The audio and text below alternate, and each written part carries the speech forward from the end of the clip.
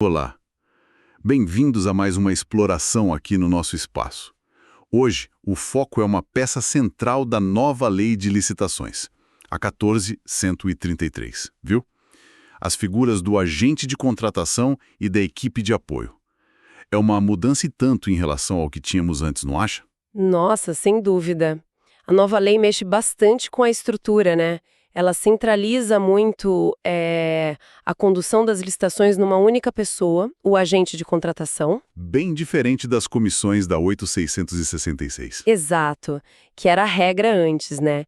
Isso cria um cenário todo novo de responsabilidades, de exigências, de dinâmicas que a gestão pública precisa, assim, dominar. Entendi. Então, a ideia é investigar como isso funciona, quem pode ser esse agente, o que se espera dele, sabe?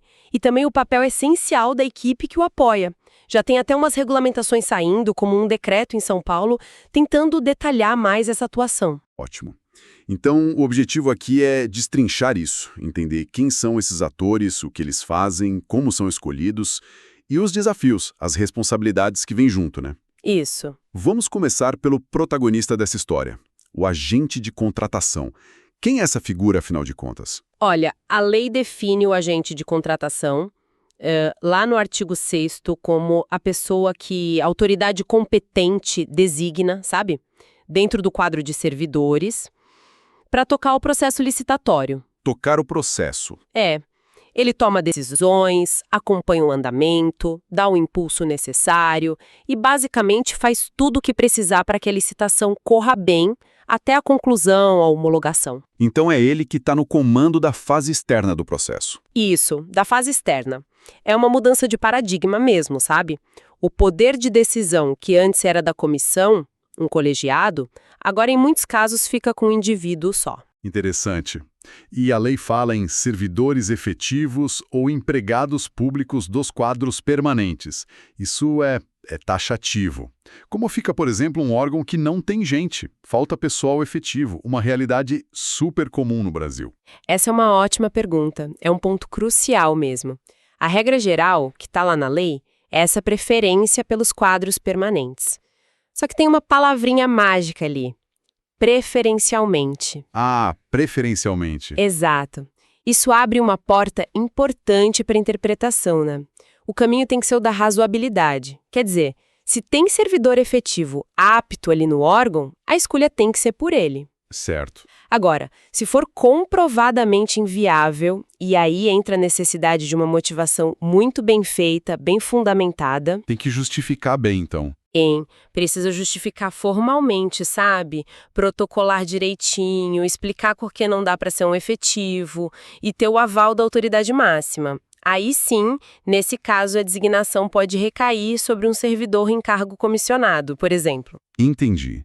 Essa justificativa formal parece essencial para dar segurança jurídica, né? E terceirizados? Podem ser agentes de contratação? Não, de jeito nenhum. A lei proíbe expressamente. Terceirizado não pode ser agente de contratação. A lógica por trás disso parece ser buscar a estabilidade do servidor, sabe? Como uma forma de proteger o agente contra pressões externas, pressões indevidas. Uma blindagem pela estabilidade. Isso, como se fosse um escudo protetor para garantir a lisura do processo. Faz todo sentido. Mas ok, além de ser servidor preferencialmente efetivo, o que mais se exige? Não é qualquer pessoa que pode assumir essa função, imagino eu. Não mesmo, não basta só ter o vínculo. A lei e os regulamentos, tanto federal quanto alguns estaduais que já saíram, trazem outros requisitos importantes. Primeiro, a ideia de gestão por competências. Gestão por competências. A escolha não pode ser aleatória. Precisa levar em conta os conhecimentos, as habilidades e as atitudes da pessoa para aquela função. O famoso chá, né? O chá aplicado na prática. Para escolher quem vai lidar com processos tão delicados. Exatamente. A autoridade tem o dever mesmo de fazer essa análise. E em termos de qualificação mais formal, o que a lei pede? Então, a lei dá alternativas. O agente precisa ter ou experiência prévia, ou seja, já ter trabalhado com licitações e contratos. Certo, experiência na área. Ou formação compatível, e aqui não precisa ser necessariamente uma pós-graduação, tá? Pode ser um curso técnico, uma graduação numa área relacionada, ou até a experiência que está registrada no currículo dele. Entendi. Ou ainda, uma qualificação atestada por certificação profissional, aquelas emitidas por escolas de governo, sabe? Essa parte da certificação ainda está começando a engrenar em muitos lugares, mas é um caminho que a lei incentiva. Essa flexibilidade nas qualificações parece boa, né? Permite aproveitar perfis diferentes. E a nomeação em si, como funciona? Tem que ser formal, precisa de um ato oficial, tipo uma portaria, uma resolução. Esse documento é que define quem é o agente, qual a competência dele, quem responde pelo quê. Isso é fundamental para a questão da responsabilização depois. E se não tiver a portaria? Olha, é interessante, o entendimento dos tribunais de contas, como o TCU, é que a falta dessa portaria não anula a licitação automaticamente, mas pode dar problema de responsabilidade sim, tanto para a autoridade que não nomeou, quanto para a pessoa que atuou de fato sem a nomeação formal. Nossa, importante ficar ligado nisso então. E existem restrições? Impedimentos? Alguém que não pode ser agente de jeito nenhum? Sim, existem impedimentos claros. A lei proíbe designar quem seja cônjuge, companheiro ou parente até terceiro grau de licitantes ou contratados habituais do órgão. Habituais? Como define isso? Pois é, esse habitual pode ser um desafio para definir na prática, né? E também não pode ser agente quem tem algum tipo de vínculo técnico, comercial, financeiro ou trabalhista com esses licitantes habituais. O gestor tem que investigar isso com cuidado. E se um impedimento desses aparecer no meio da licitação, o agente tem que ser substituído na hora. Ok, entendemos o perfil, os requisitos, mas na prática, no dia a dia da licitação, o que esse agente faz? Quais são as tarefas concretas dele? O foco principal dele é na fase externa, né? Depois que o edital sai. Os regulamentos federais detalham bem isso. Ele vai conduzir a sessão pública. A sessão mesmo, onde as propostas são abertas e tal. Isso. Ele recebe e decide sobre pedidos de esclarecimento e impugnações ao edital. E aqui ele pode pedir ajuda técnica para quem elaborou o edital, claro. Ele analisa se as propostas estão de acordo com as regras, julga a habilitação dos licitantes. Verifica os documentos. Exato. Coordena a fase de lance, se for o caso, como no pregão. Tenta corrigir erros ou falhas que sejam sanáveis, tanto nas propostas quanto nos documentos. Então ele tem esse papel de tentar salvar o processo, se possível. Tem sim, é um dever até. Ele analisa e decide sobre recursos, indica quem venceu a licitação, lidera a equipe de apoio, que a gente vai falar mais daqui a pouco, e no final encaminha todo o processo organizadinho para a autoridade superior adjudicar e homologar. Ufa, é uma lista bem grande de responsabilidades. Uma dúvida que sempre surge: o agente de contratação assina o edital? Não, essa é uma confusão comum. O edital é visto como um ato normativo, uma regra geral, sabe? A competência para editar e assinar o edital é da autoridade superior do órgão. E essa competência não pode ser delegada para o agente. Mas ele pode participar da elaboração. Pode e deve. A visão técnica dele é super importante na hora de fazer o edital. Mas a assinatura final, a responsabilidade pelo ato normativo, não é dele. Entendi. E aquela história da negociação que a nova lei trouxe, como fica isso? A negociação é outro ponto importante. A lei diz que a administração pode negociar com o primeiro colocado para conseguir condições ainda melhores. Quem faz essa negociação é o agente de contratação ou a comissão, se for o caso.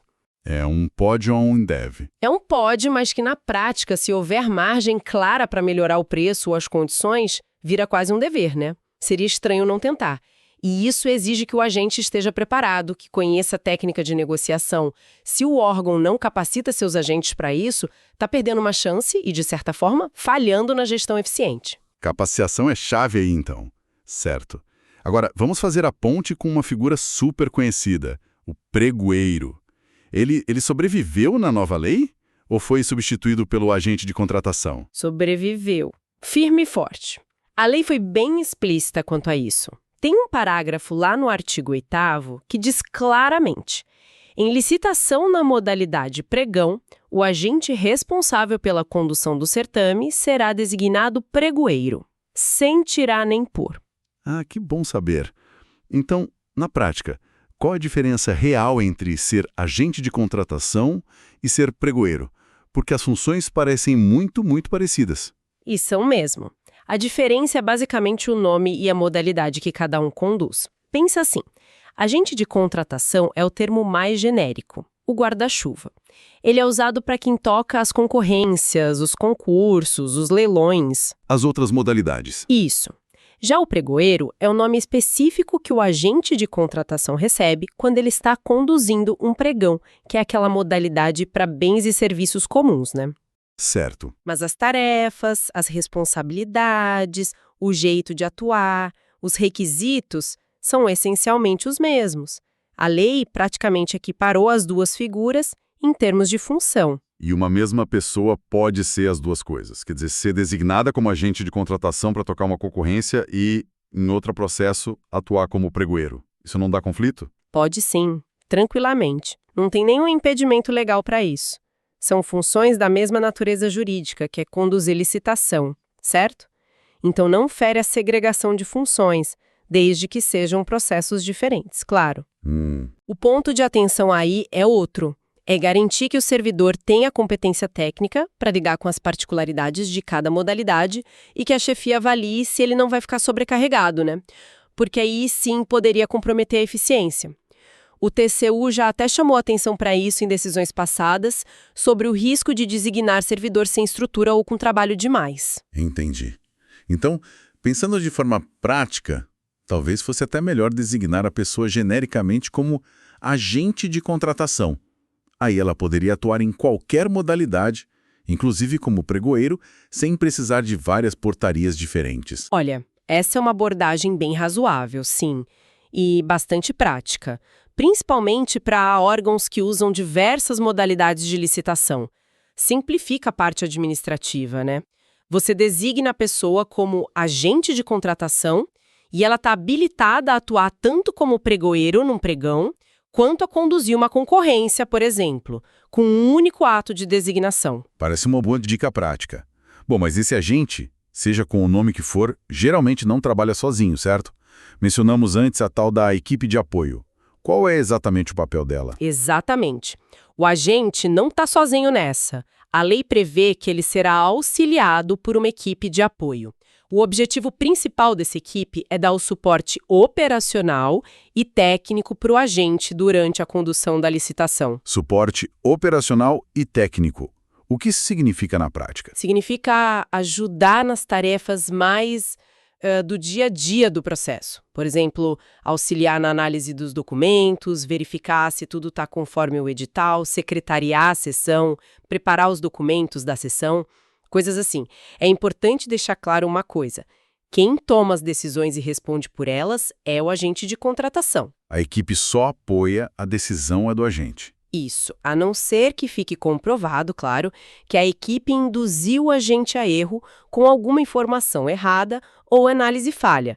Mas a regra é que a responsabilidade final pela condução e pelas decisões é do agente. E quem pode fazer parte dessa equipe? Valem as mesmas regras do agente? Precisa ser servidor efetivo também? Os requisitos gerais são bem parecidos, sim.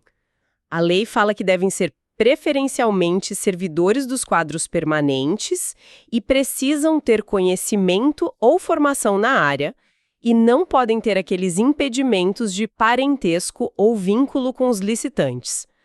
A designação da equipe também precisa ser formal, por portaria ou outro ato. E sobre o tamanho da equipe? Ou a possibilidade de ter gente de fora como terceirizados?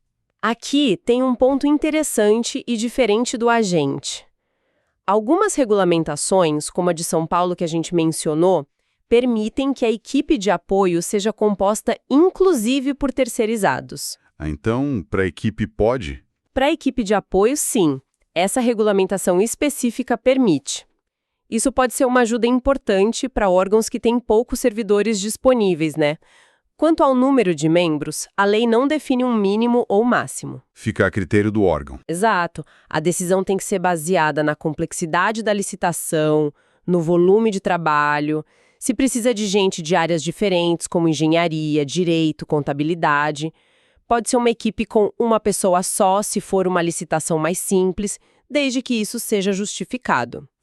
E assim como o agente, a equipe também precisa ter substitutos designados formalmente, para garantir a continuidade do trabalho se alguém precisar se ausentar. Faz sentido ter substitutos. E, no caso específico do pregão, a equipe de apoio do pregoeiro segue essa mesma lógica. Você mencionou que a lei não usa o termo equipe de apoio ao pregoeiro. É verdade, o termo exato não está lá na lei para a figura do pregoeiro.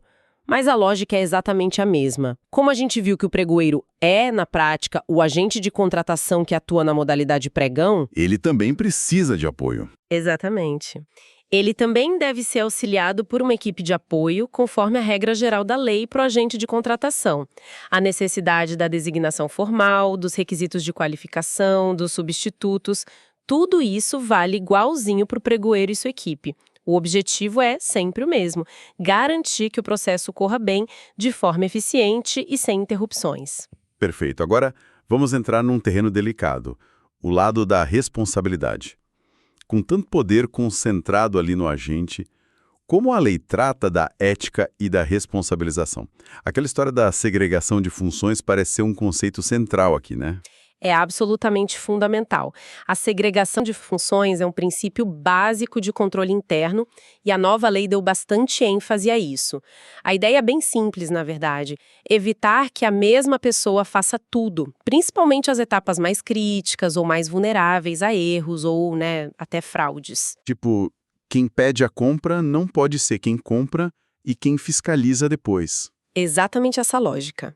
Quem participa do planejamento da contratação, quem define o que vai ser comprado, não deveria ser o mesmo que vai conduzir a licitação, e quem conduz a licitação não deveria ser o mesmo que vai fiscalizar a execução do contrato depois. Consegue dar exemplos práticos de onde essa separação é mais crítica? Talvez com base no que os tribunais de contas já vêm dizendo. Claro.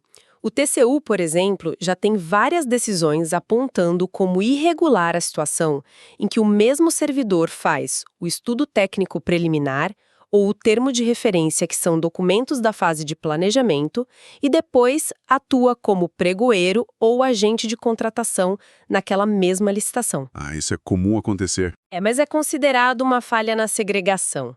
Outro exemplo clássico é o pregoeiro ser nomeado também como fiscal do contrato, que resultou daquela licitação que ele mesmo conduziu. São funções que precisam de um olhar independente para que o controle funcione bem. Mas nem toda interação entre as fases é proibida, imagino. Uma conversa, uma troca de informações. Não, claro que não. Uma simples colaboração, por exemplo, o agente de contratação dá um toque técnico para a equipe de planejamento sobre algum aspecto do mercado, isso não fere a segregação. E como a gente já falou, acumular funções de natureza similar, como ser agente e pregoeiro em processos diferentes, também não tem problema. O ponto crítico é evitar acumular funções que tenham um potencial claro de conflito de interesse. E tem alguma situação que é expressamente proibida nesse sentido? Uma vedação bem importante é que o agente que conduziu a licitação não pode participar da comissão que vai apurar uma eventual irregularidade ou aplicar uma sanção relacionada àquele mesmo processo licitatório. Isso comprometeria totalmente a imparcialidade, né? Seria como ser juiz em causa própria. Entendi. E como tudo isso se conecta com a gestão de riscos, que a lei fala tanto agora? Se conecta diretamente. A lei trouxe aquele modelo das 3 linhas de gestão de riscos, né? O agente de contratação, assim como outros gestores e fiscais de contrato, ele está na primeira linha. Primeira linha. O que isso significa na prática para ele? Significa que ele tem o dever de fazer um controle primário ali no dia a dia do trabalho dele. Se ele identificar uma falha formal simples, um erro que dá para corrigir, ele tem que agir para sanear aquilo e para evitar que aconteça de novo, mitigar o risco. Agora, se ele encontrar uma irregularidade mais séria, algo que possa causar prejuízo para a administração, Aí a coisa muda de figura. muda. Aí ele tem o dever de comunicar essa irregularidade para a instância superior competente, para o controle interno, para quem for responsável por apurar.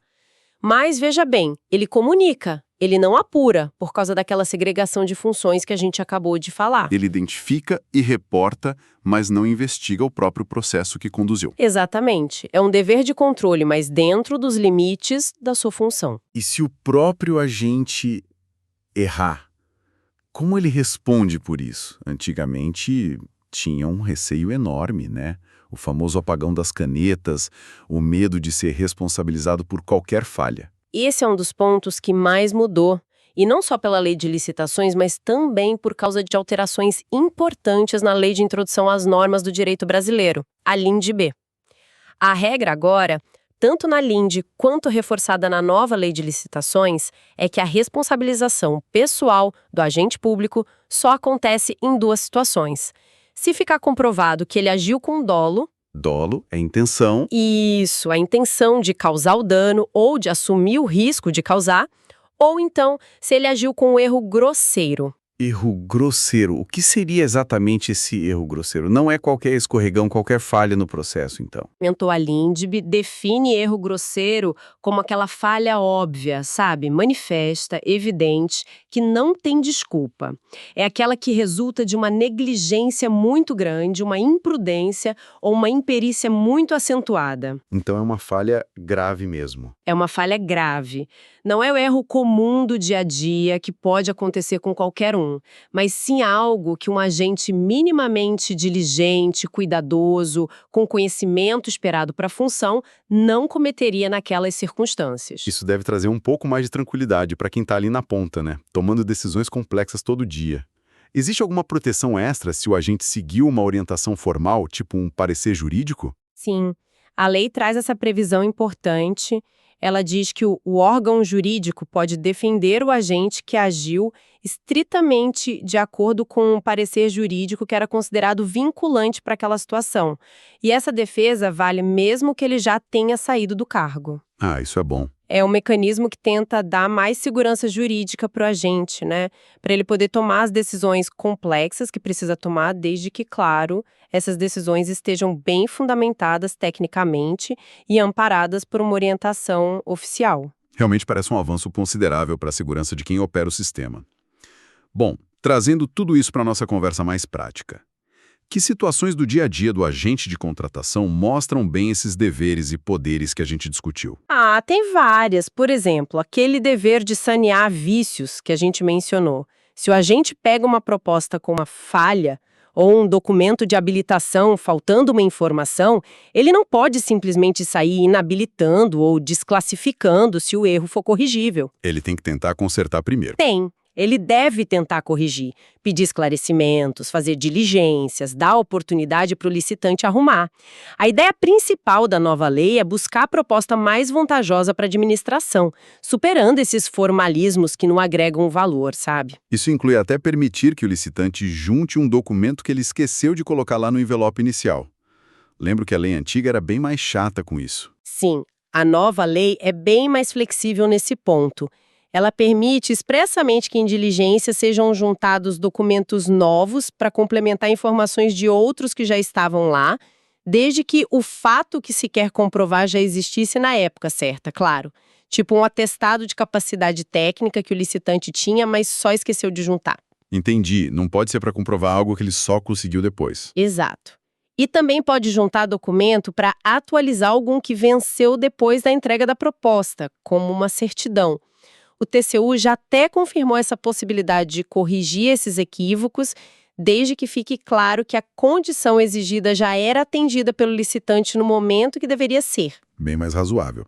E voltando àquela questão prática da falta de servidor efetivo, como o órgão resolve isso no dia a dia, na prática mesmo? Então, como a gente falou, o caminho é a justificativa bem feita, bem robusta. Tem que abrir um processo administrativo específico para isso. É um processo só para justificar a falta de servidor. Isso. para demonstrar formalmente por que não dá para designar um efetivo, sei lá, não tem gente no quadro, o concurso está suspenso, não pode contratar agora por causa da lei de responsabilidade fiscal. Tem que explicar direitinho. Aí, com essa justificativa aprovada pela chefia, pela autoridade máxima, aí sim pode designar um servidor público que não seja efetivo, como um comissionado, desde que ele cumpra todos os outros requisitos, né? Competência, qualificação, não tem impedimentos. A motivação bem feita é a chave de tudo aí. É a chave para dar segurança e legalidade para essa decisão. E a importância daquela portaria de designação formal, só para reforçar. É crucial. Mesmo que a falta dela, como a gente viu, talvez não anule os atos do processo, quem atuou de fato, sem a portaria, pode acabar sendo responsabilizado se der algum problema.